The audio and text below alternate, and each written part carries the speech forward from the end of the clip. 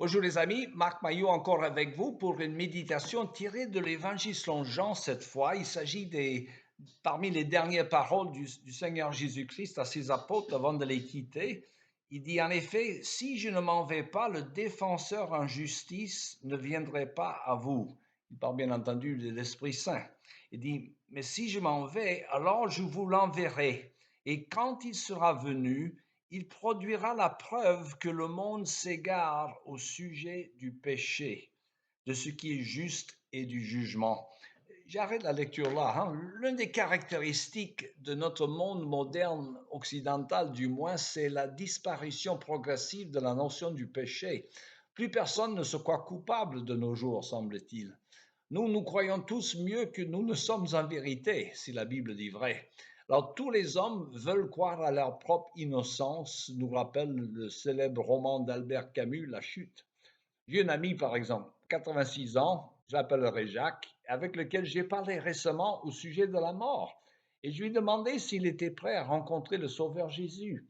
Il m'a dit qu'il n'avait pas besoin de Sauveur car il n'avait jamais péché.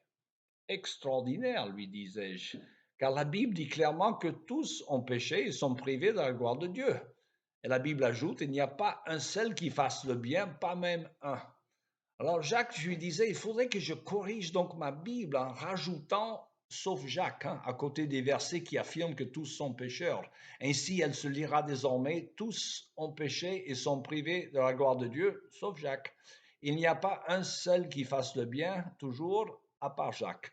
Vous voyez que c'est les gens, ils n'ont qu'une appréciation superficielle de la notion de la sainteté toute autre de Dieu et de la misère spirituelle de l'homme. Notez bien que Jésus a parlé dans ce sens en approfondissant le sens des deux commandements de Dieu dans son sermon sur la montagne lorsqu'il dit qu'il n'était pas nécessaire de commettre un meurtre ni un adultère pour avoir effreint ces deux lois, car les pensées haineuses ou des regards chargés de convoitise nous rendent déjà coupables. Et si on lit les commandements ainsi, on s'aperçoit qu'on est coupable à l'égard de tous. Alors, d'autres gens qui sont un peu moins catégoriques que mon ami Jacques quant à leur besoin du sauveur, dès qu'on aborde la question éthique, ils se défendent en se comparant aux autres qui sont pires qu'eux. Il dit, j'ai peut-être quelques défauts, disent-ils, mais au moins je ne suis pas aussi mauvais qu'un tel.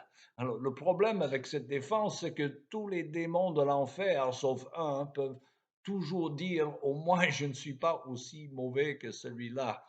Alors, dans tout cela, on oublie la sainteté toute autre de Dieu. Sainteté telle qu'un homme pécheur normal serait vaporisé dans la présence du Dieu trois fois saint de la Bible.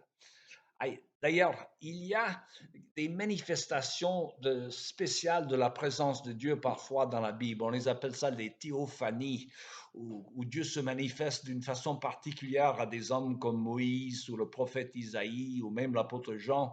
Et chaque fois, les hommes tomberaient de peur dans la présence de Dieu qui se manifeste d'une façon glorieuse. Le prophète Isaïe s'est écrit, malheur à moi, je suis perdu, car j'habite au milieu d'un peuple aux lèvres impures, et j'ai des lèvres impures, et mes yeux ont vu le grand roi, le Seigneur des armées. Alors, je me passe des descriptions des autres théophanies de la Bible, mais l'élément commun, sauf erreur, c'est la peur. Un peu comme la peur qu'avaient les disciples de Jésus quand il a calmé la tempête ou quand il fut transfiguré devant eux sur la montagne. Ils tremblaient. Ils avaient peur car Dieu est saint et que l'homme moderne le sache ou non, il est terrible de tomber entre les mains du Dieu vivant, dit l'Épître aux Hébreux.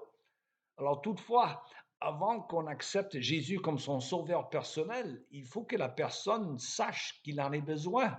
Alors, c'est le rôle de l'Esprit Saint de convaincre les gens du péché, selon le texte que nous avons lu des paroles de Jésus. Le Seigneur Jésus nous dit dans l'Évangile, où, en promettant l'arrivée du Saint-Esprit, qu'il prouvera au monde qu'il s'égare au sujet du péché.